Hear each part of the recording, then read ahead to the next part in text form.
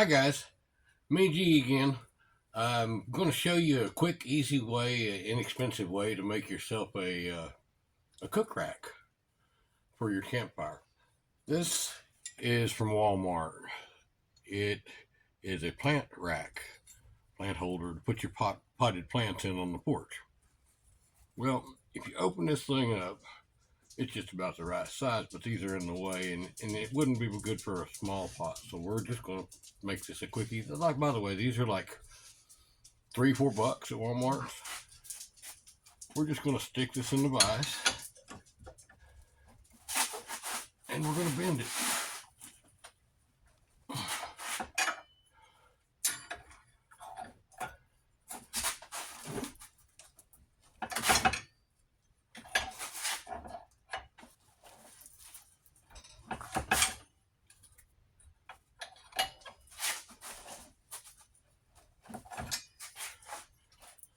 And there you have